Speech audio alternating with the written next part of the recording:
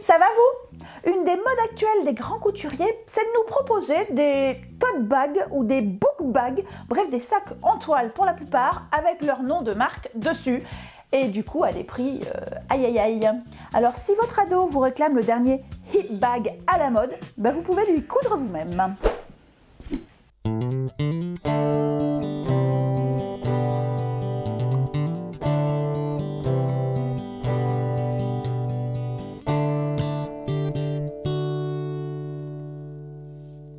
Pour ceux qui ne me connaissent pas, je suis Sophie alias Swingso, je suis couturier tailleur dans la campagne girondine. Alors l'inspiration du jour, vous préférez le tote bag de Marc Jacobs à environ 300 €, le summer bag de Lancel, lui aussi à 300 €, ou alors carrément le book bag de Dior à 2800 €.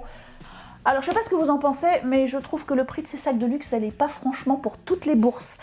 Et les prix dont je vous parle en plus, ce sont ceux des modèles en toile, tout simple, la plupart du temps même pas doublés. Mais franchement, une fois que nous avons compris la méthode de construction de ces sacs, eh ben, nous pouvons nous en inspirer à notre tour pour créer des The Tote Bag by Gwendoline ou des Book Bag by Swingso. Par exemple, la technique des sacs de chez Lancel, c'est la plus simple. Ce sont des pans de tissu qui sont assemblés envers contre envers avec un biais contrasté ou non comme finition. En ce moment, je ne sais pas si vous avez vu, ils jouent avec les biais de couleur fluo. Ce qu'on va faire aujourd'hui, c'est appréhender plutôt la technique de construction des sacs Dior, parce qu'on le vaut bien. Oui, je sais, je me suis un petit peu emmêlé les pinceaux dans les slogans, mais bon, vous voyez ce que je veux dire. Pas d'inquiétude, je ne vous révèle pas les grands secrets industriels. La technique employée pour ces sacs, c'est celle qui est utilisée dans plein de projets de couture. Par exemple, on l'a utilisée nous-mêmes pour faire les derniers sets de table. Dans la dernière vidéo sur le set de table que j'ai fait il y a quelques temps déjà. On dirait pas, mais c'est la même technique. La seule différence, c'est que dans le cas des sacs, on part pas sur de la 2D, mais sur de la 3D. Oups. Et pour la finition des anses, du coup, je suis partie plutôt sur l'inspiration Marc Jacobs avec des anses qui partent du bas sur le devant et le dos.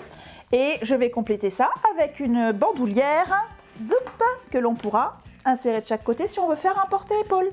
Je vous rajoute pas de poche de quoi que ce soit, je vous rajoute pas de fermeture éclair ou quelque chose comme ça, mais au long du tuto, je vais vous proposer des idées qui vous permettront d'enrichir votre projet avec à chaque fois un lien vers une vidéo que j'ai déjà faite qui vous montrera la technique adaptée aux ajouts que vous aurez envie de faire. Et côté dimension, je vous propose un sac de taille moyenne. Vous pourrez ensuite transposer quand vous aurez assimilé la technique. Donc il y a celui-ci, j'ai fait moi-même un plus grand. J'ai fait celui que vous avez déjà vu avec les anses bambou, mais le principe de construction est le même. J'en ai fait un tout mimi rikiki, puisqu'il paraît que c'est aussi la mode des sacs minuscules. Donc je vous mettrai différentes tailles pour vous inspirer, pour avoir des dimensions équilibrées. Et sur ce, let's go, on se met au boulot. Je viens de dire let's go, mais je vous retiens encore un instant, c'est la Sophie du futur qui vient vous parler. Je me suis trompée dans les dimensions quand je les ai indiquées pour certaines des pièces. Donc vous allez vous fier à ce qu'il y a écrit sur la vidéo, à ce qu'il y a écrit dans le blog, et non pas à ce que je dis.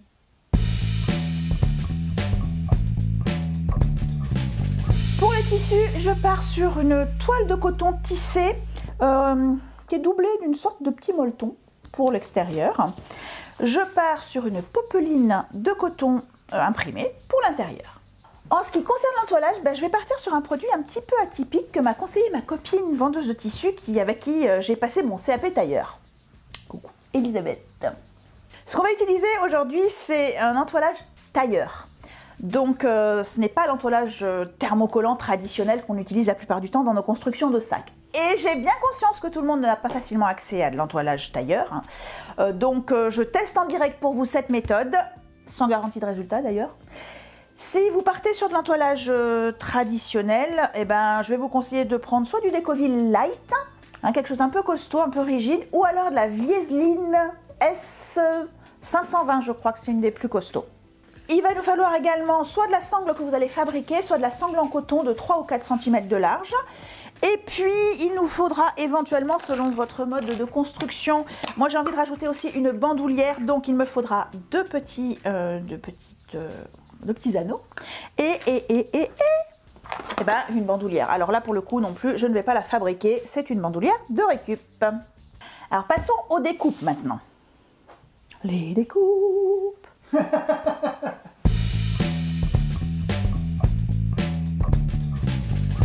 Alors, je couds aujourd'hui avec vous un sac qui fait 32 cm de long par 25 cm de haut et 14 cm de profondeur. J'ai déjà fait toutes mes découpes et je vais vous indiquer dans le blog, que vous retrouverez en suivant le lien dans la description, toutes les découpes avec toutes les dimensions qu'il faut faire. En fait, bon, là je fais un sac standard avec vous, comme d'habitude. Une fois que vous aurez compris le principe, vous pourrez vous-même changer de dimension et adapter à la taille que vous voulez.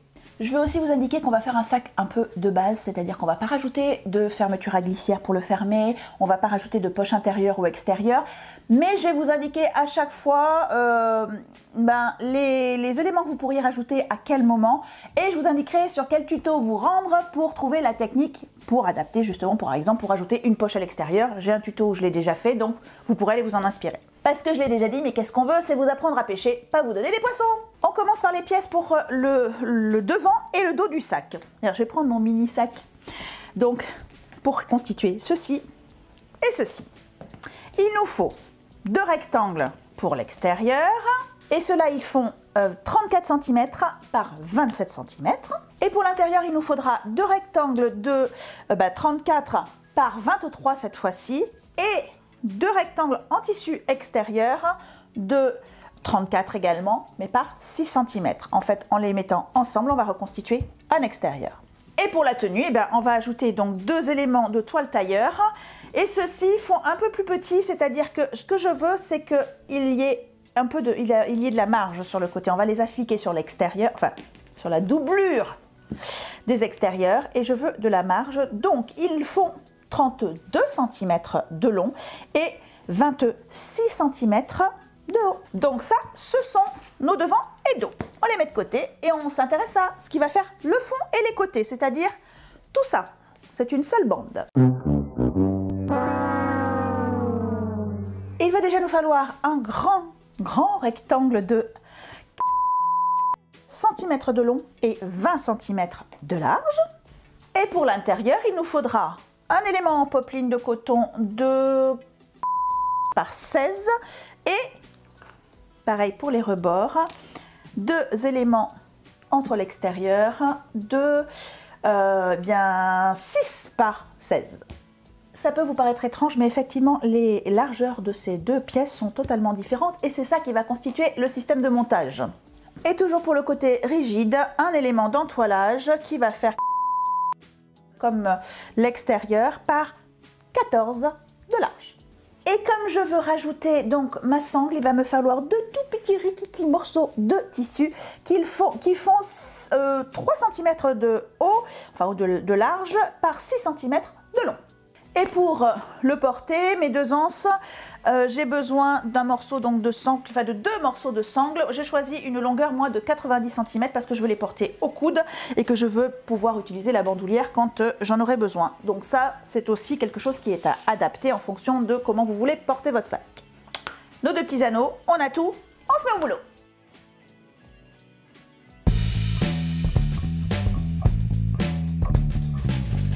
Alors, soit vous allez tenter l'aventure de la toile tailleur comme moi, soit vous allez utiliser l'entoilage traditionnel. Donc, soit vous allez passer par la case repassage pour positionner vos entoilages sur les pièces extérieures, soit vous allez utiliser comme moi le fil de bâti, il faut que j'aille le chercher. Dans un cas comme dans l'autre, ce qui est important, c'est de bien positionner nos entoilages sur nos pièces. Donc déjà, ça se passe à l'intérieur, d'accord, sur l'envers de nos tissus. On va repérer ici, sur cette pièce, on va repérer le centre de mes côtés. Comme ça, comme d'habitude, on plie simplement, on attrape une paire de ciseaux et on fait une petite entaille. J'ai bien mon centre, ici aussi.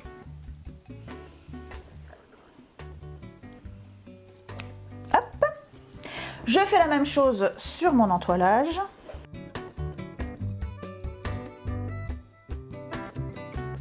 Et donc vous allez soit repasser, et moi ce que je vais faire, c'est que je prends un fil de bâti et je vais venir le coudre en place à grand point large.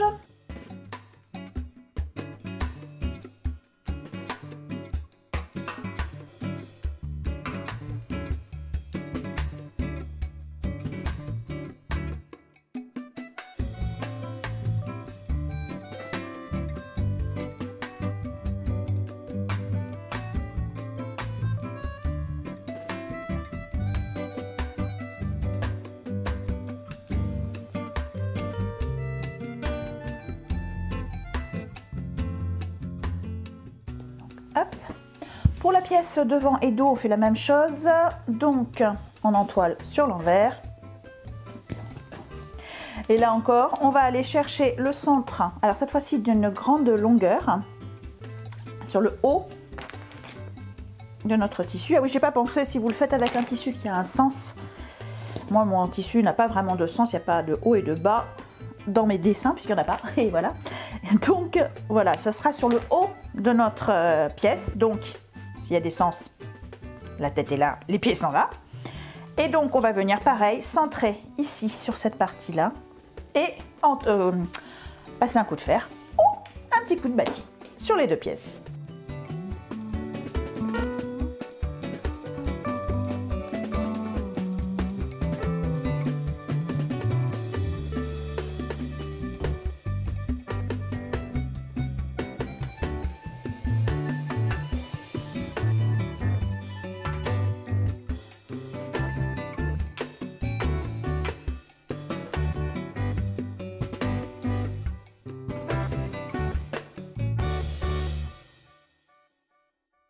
On les laisse de côté, la préparation elle est faite pour les pièces extérieures. Maintenant on va s'intéresser à la préparation des pièces intérieures.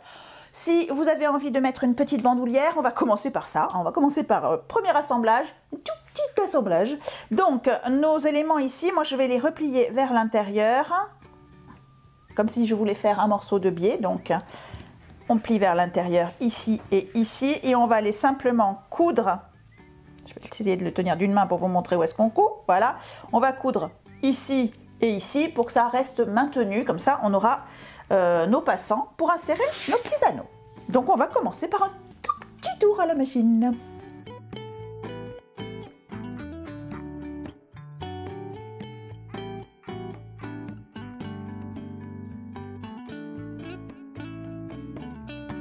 Bon, ben voilà, c'était l'échauffement. Donc, mes deux petits éléments, hop, je les mets en place autour de mes anneaux. Alors moi j'ai pris 3 cm de large parce que ça correspondait à mes anneaux, ça fait donc 1 cm au final et mes anneaux font 2 cm à l'intérieur. Donc ça va très bien se positionner. Voilà, je les prépare. Je les garde pas loin parce qu'on va tout de suite les assembler avec donc nos éléments intérieurs. Donc on commence par eh bien, le fond écoté, notre grande bande ici. Je pousse le reste, laissez-moi tranquille les bouts qui dépassent. Hop. Donc ici j'ai mon fond et puis j'ai donc les deux éléments qui vont venir au bout. Et je vais venir insérer au centre, eh bien, ceci. Ça veut dire donc qu'il faut qu'on trouve le centre de ces bords. Allez, comme d'habitude. Tchac.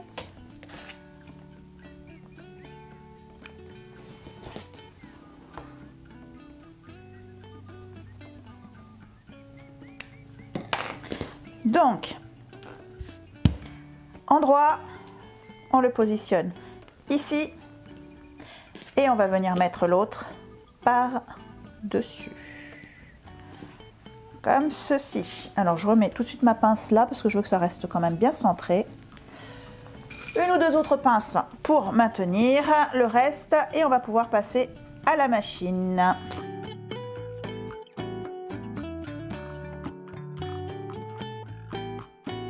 Vous avez dit que les marges de couture étaient à 1 cm. Non, bah je vous le dis, dans tout le projet, sauf cas exceptionnel, les marges de couture sont à 1 cm. Donc on va assembler 1 cm, point d'arrêt début fin. On y va.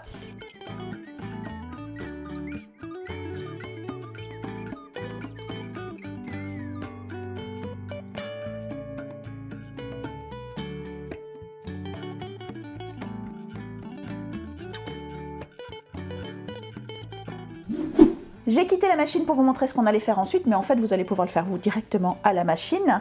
On va retourner, donc ouvrir ici sur l'endroit. Naturellement, comme il y a ici cet élément et que la toile ici est bien plus épaisse que ma popeline, les marges de couture vont naturellement se coucher vers la popeline. Si ce n'est pas le cas, on les fait basculer vers la popeline et on va venir ici faire une petite surpiqûre nervure, donc près du bord, afin de tout maintenir en place et que ce soit bien plat.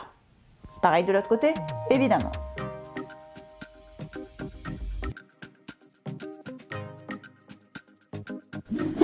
et mon fond côté intérieur est prêt. On va faire la même chose, on va assembler nos hauts de devant dos avec nos doublures de devant dos. Donc on va faire exactement la même chose qu'on vient de faire, sauf qu'il n'y a rien à insérer. Sauf si vous avez envie, vous, de rajouter une fermeture éclair qui viendrait fermer votre sac. Vous savez, ce genre-là, alors, je vous la montre sur mon mini sac ici. Vous voyez ce genre de fermeture éclair qui va donc s'insérer. Alors, vous pouvez à ce moment-là la préparer, c'est-à-dire préparer tout ça et l'insérer à ce moment-ci. Je ne le fais pas, c'est encore une démarche qui prend du temps à faire. Par contre, je vais vous orienter vers un de mes tutos qui est celui de la trousse de toilette Adour, où vous verrez vraiment la démarche pour faire cet ajout, si vous avez envie d'en ajouter à votre sac. Et dans le blog, je vous mettrai les dimensions qui correspondraient à celui-ci. Donc, je saute l'étape et j'assemble donc ceci ici, donc assemblage, ouverture et pointe sur piqûre, comme on vient de faire précédemment. On fait tout ça à la machine. Je pourrais vous aider à trouver un lieu quand je saurai où vous vous trouvez. À quel moment on a demandé ça? On est écouté, on est espionné. C'est pas possible.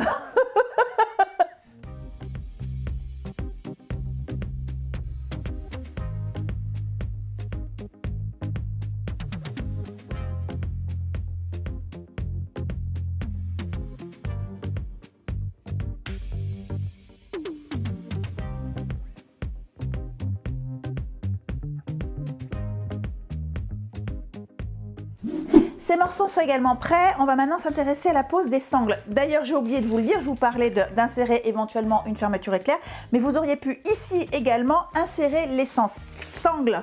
Donc en les faisant plus petites et en les insérant ici. Donc ça aurait fait quelque chose comme ceci. Vous les auriez insérés donc au moment où vous avez cousu ces deux morceaux ensemble. C'est ce que j'avais fait sur mon premier prototype. J'ose à peine vous le montrer parce que je l'ai fait sans entoilage. Et donc il tient super bien debout, mais en fait non. Donc ici, voilà, pour avoir cet effet-là, qui est vraiment l'effet Dior, hein, pour le coup, l'effet du book bag de Dior, hein, et bien à ce moment-là, on va l'insérer ici. Mais ce n'est pas le choix que j'ai fait, je suis partie plutôt sur le tote bag de Jacobs. Et donc, nous allons les positionner sur les extérieurs. Donc, on est sur l'endroit d'un extérieur, donc là où on a fait notre petite encoche tout à l'heure, où on a installé notre entoilage. Donc ça, c'est en haut. Et on va venir positionner la sangle. Alors là, selon votre sangle, je ne vais pas vous donner un endroit précis, on va le déterminer ensemble, comme ça, à l'œil. Donc il faut qu'elle vienne depuis le bas, comme ça, et qu'elle remonte. Et je veux quelque chose d'assez équilibré. Je trouve que c'est pas mal. Je vais mesurer combien ça fait. Avec celle-ci, je suis à quoi? Je suis à 11 cm. Bon, on va se faire 10, on va dire 10, ce sera pas mal, hein. On va prendre 10, donc, c'est-à-dire 5 de chaque côté. Donc, je vais simplement me marquer ça pour être à peu près droite. Avec quoi je peux le marquer pour que vous le voyez? Peut-être un stylo qui s'efface à la chaleur. On va venir coudre notre sangle. Alors, je l'ai choisi de couleur contrastée. Vous aviez, comme je vous l'ai dit, pu la faire dans le même matériau ou dans un matériau en couleur plus proche.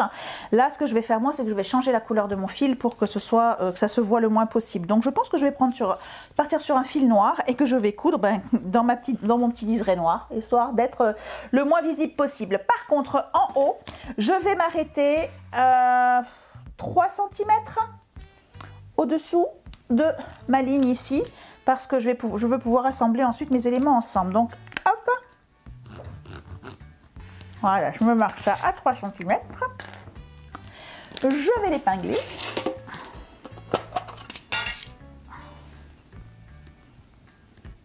Oh, elle est rigide, celle-ci. Impressionnant.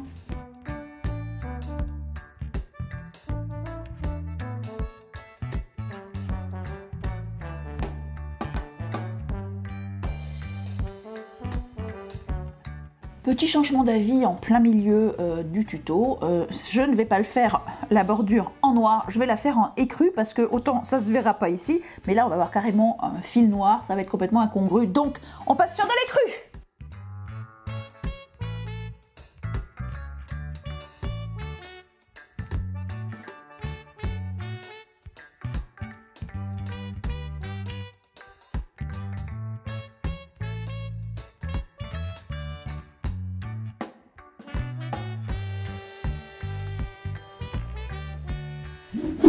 Dans les options possibles, évidemment, vous allez pouvoir ici resserrer, fermer pour avoir un rendu un petit peu comme celui-ci au niveau de vos anses. Et vous allez pouvoir également, si vous en avez envie, avant de les coudre, insérer ici une petite poche. Là, je vais vous renvoyer vers le tuto du sac de plage 2021 que vous retrouverez ici, où vous trouverez comment on insère une poche. C'est vraiment pas sorcier. Et maintenant, on s'attaque à l'assemblage du sac lui-même. Vous allez voir que c'est un petit peu non conventionnel. On va commencer par assembler ici les devants et dos avec leur doublure. Et on va assembler également le fond côté avec le fond côté. La partie simple, ça va être évidemment de positionner. Alors, ces sangles, elles sont rigides, c'est dingue. J'en ai rarement vu aussi rigides. Alors, n'hésitez pas à les pincer, à les épingler, à faire quelque chose pour qu'elles ne soient hors de notre ligne de couture. Et on va venir tout bêtement mettre endroit contre endroit le haut de notre doublure intérieure avec notre extérieur de sac. Et on va venir coudre de bord en bord avec un point d'arrêt au début et à la fin.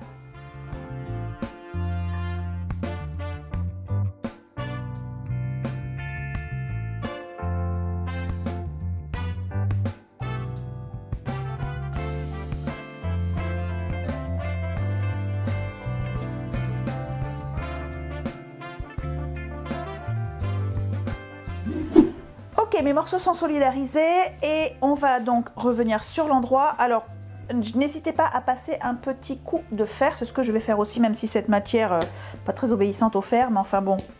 On va quand même aller faire en sorte donc de replier ici pour plaquer notre doublure, enfin notre intérieur de sac contre l'extérieur de sac. Le but, ça va être de les plaquer bien l'une contre l'autre parce qu'on ne va pas faire la surpiqûre en haut tout de suite.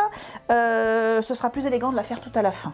Donc, je vais quand même, moi, faire en sorte que ce soit bien positionné ici et je vais venir en bas, voilà, plaquer. Et je vais donc aller repasser ça et je vous suggère, si vous le souhaitez, d'aller passer un petit coup de machine ici, dans la marge de couture à 5 mm du bord, afin que tout soit bien en place, tout soit d'un seul bloc.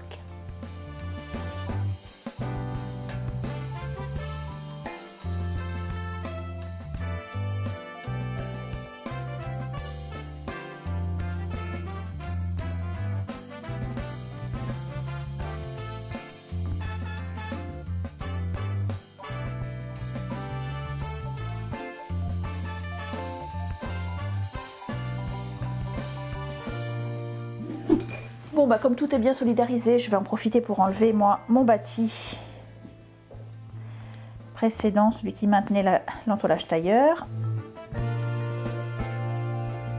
Je me fais la réflexion quand même que finalement l'entoilage tailleur c'est à la hauteur du style de tote bag qu'on essaye de faire aujourd'hui, parce que ça m'étonnerait que chez Dior ils utilisent du thermocollant.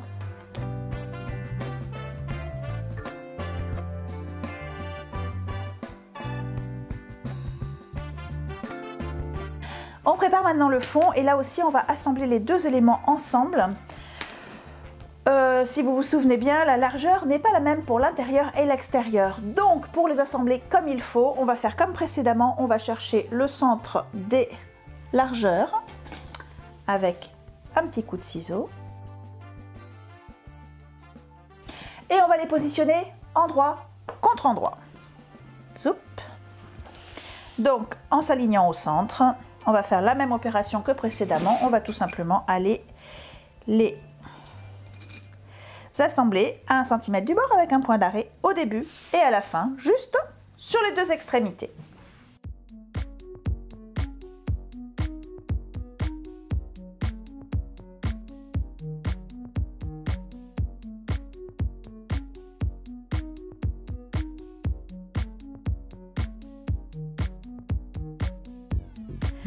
Donc là pour l'instant on est encore endroit contre endroit et on va se positionner envers contre envers. Et ben là je me rends compte que comme j'ai pas l'habitude d'utiliser la toile tailleur, j'ai fait une opération tout à l'heure que j'aurais mieux fait de faire que maintenant. J'ai solidarisé ma toile sur mon extérieur, mais finalement il faut que je solidarise cette partie avec cette partie, donc il aurait mieux valu que je fasse tout d'un coup. Là, pour le coup, je découvre avec vous, hein, parce que c'est la première fois, comme je vous le dis, que j'utilise cette technique. Par contre, je crois que ça va pas être la dernière, parce que ça a l'air d'être super, la rigidité a l'air super. Bref, donc, le but, ça va être donc de replier ici, et pareil que tout à l'heure, on ne va pas faire la surpiqûre maintenant, on va quand même se le maintenir avec des pinces, et pourquoi pas passer un bon coup de fer à repasser si votre tissu il n'y est pas réfractaire, ce qui est le cas de cette toile là. Ok, donc pour être bien aligné de chaque côté,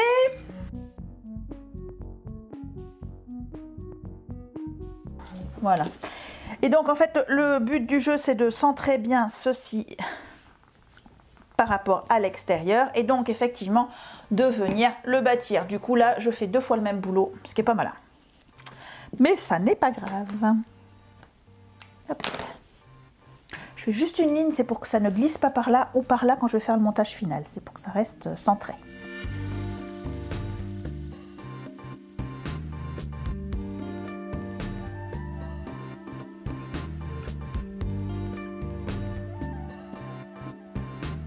Il nous reste 2 petits marquages de milieu à faire. Ici, nos grandes longueurs, là, comme ça. Hop. J'en cherche le centre. Ça va être pour bien répartir ma bande au pourtour ici, là et là. Première chose. Et il me faut également le centre de mes devants d'eau. On en laisse un de côté, on monte celui-ci et donc, alors, comment je vous montre ça? On va partir d'un côté, on va venir positionner ici notre bordure sur la ligne de doublure, comme ceci. Je les maintiens ensemble, voilà, et je vais donc venir ourler, c'est pour ça que je vous parlais en toute introduction, que ça ressemble un petit peu à quand on fait... comme j'avais fait pour les sets de table, c'est-à-dire qu'on fait un double rempli comme ça sur notre pièce de tissu, c'est-à-dire qu'on va le plier sur lui-même et venir le plier comme ceci. Donc en fait, on fait un double rempli comme ça tout le long jusqu'en bas. On va le maintenir avec des pinces ou des épingles. Hop.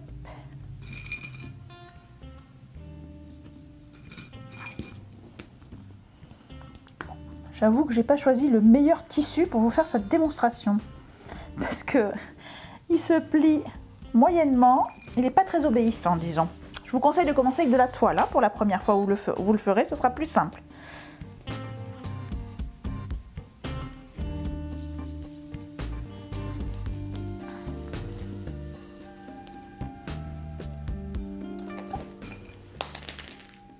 Ah bah je crois qu'il y avait trop d'épaisseur pour ma pince.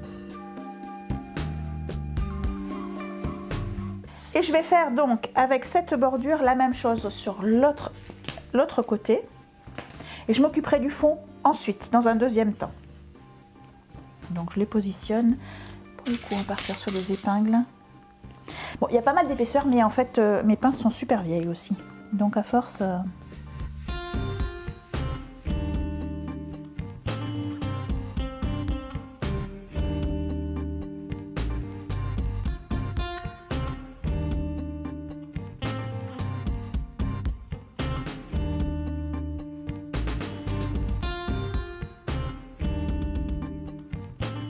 Donc j'ai fait mes 2 ourlets ici sur les 2 bords et je vais aller tout simplement les piquer en place en piquant, eh bien juste ici, on va appeler ça une piqûre nervure encore une fois, c'est-à-dire en piquant juste sur le bord là, afin d'emprisonner les 3 couches. Donc ça se verra exact aussi de l'autre côté, ce qui nous donne cet effet, voilà, de bourrelet. Voilà. Alors j'ai vraiment un tissu épais là. Heureusement que j'ai une machine piqueuse industrielle parce que il y a vraiment des grosses épaisseurs sur celui-ci.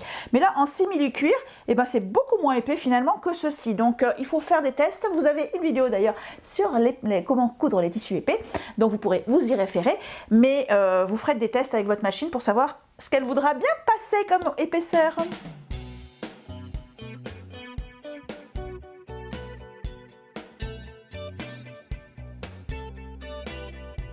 Ok, mes deux côtés sont faits, donc maintenant on va faire la même chose ici. On replie une première fois et une deuxième fois en commençant par le centre, donc par notre cran de centre.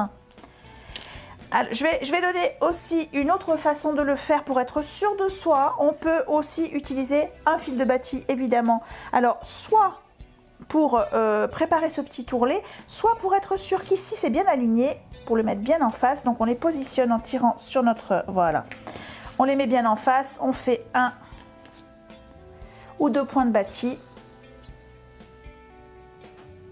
histoire que ça reste en face. C'est comme si on mettait une épingle sans se piquer les doigts. Juste comme ça, sans même les attacher, sans rien du tout. C'est juste pour qu'ils soient solidarisés. Et on peut au bâti également faire notre petit tourlet. C'est plus simple, effectivement. Enfin, c'est plus simple. C'est pas plus rapide, mais on est sûr que ça va rester en place. Donc, hop. Au lieu de mettre des pinces. Surtout si, comme les miennes, elles sont fatiguées. Les miennes, elles doivent avoir trop chaud dans la cabane l'année dernière. Et elles pètent. Hop. Quand vous arrivez à l'angle, en fait, le but, ça va être donc de le replier pour que ce soit propre. Donc, on va le replier pour faire un petit angle ici. Et on va venir coudre jusqu'à notre angle, justement. Vous le pliez bien comme il faut. Cette fois-ci, on ne va pas coudre jusqu'au bout parce qu'on risquerait de prendre le côté dedans. Donc, on va juste venir coudre jusqu'à l'angle.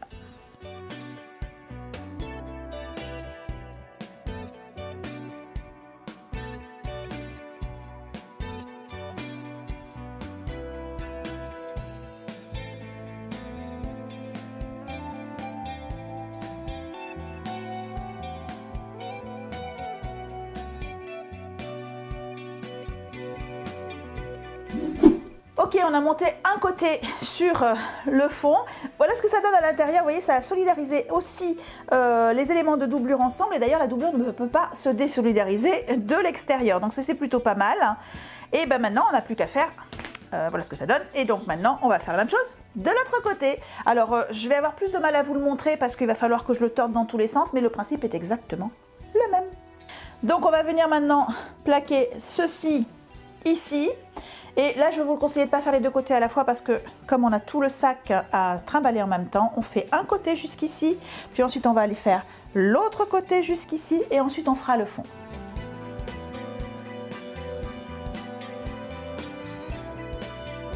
Allez, je ne suis pas trop gourmande, je commence juste par celui-ci.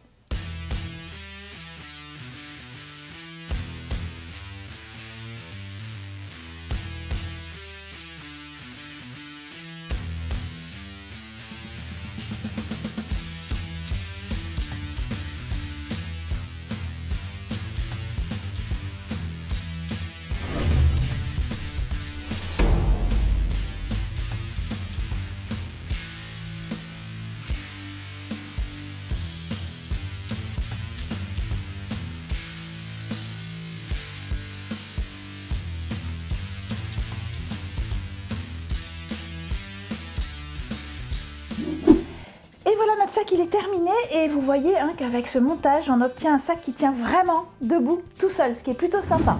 Comme vous le voyez, cette petite version elle est montée exactement de la même façon. La seule différence c'est que je n'ai pas fait de couleurs pour l'intérieur hein, et puis que j'ai monté ces anses en résine. Il y a un tuto pour vous montrer comment monter en anse en résine qui est sorti il n'y a pas tellement longtemps. Donc sinon c'est la même chose, celui-ci il est en simili avec un intérieur donc en popeline de coton et la triplure, l'entoilage c'est du Decovil Light justement, donc il tient bien mais pas forcément aussi bien que celui-ci. Pour le coup j'adore l'entoilage tailleur et franchement je vais l'utiliser aussi souvent que possible dans mes prochains projets. Vous risquez de me revoir l'utiliser parce que je trouve ça finalement le rendu est bien plus sympa que de l'entoilage thermocollant. Et par contre, ce tissu là pour l'extérieur c'était vraiment pas l'idéal. Au final j'ai réussi à bien le coudre sans trop de problèmes, mais il est à la fois un peu trop épais et un peu trop mou. Donc c'est un peu bizarre. Donc on peut y arriver, mais je vous déconseille d'utiliser ce tissu là pour votre premier essai. Ça vous montre encore que je peux que vous encourager vraiment à créer vos propres modèles les plus personnalisés possibles en testant divers matériaux, en combinant les techniques que vous allez découvrir au fur et à mesure de vos cousettes. Alors oui, on se trompe parfois, parfois même le résultat il est bon à jeter, mais petit à petit on devient des vrais créateurs et je sais pas vous, mais moi j'adore ça. Et sur ce, je vous souhaite des joyeuses cousettes et je vous dis à bientôt.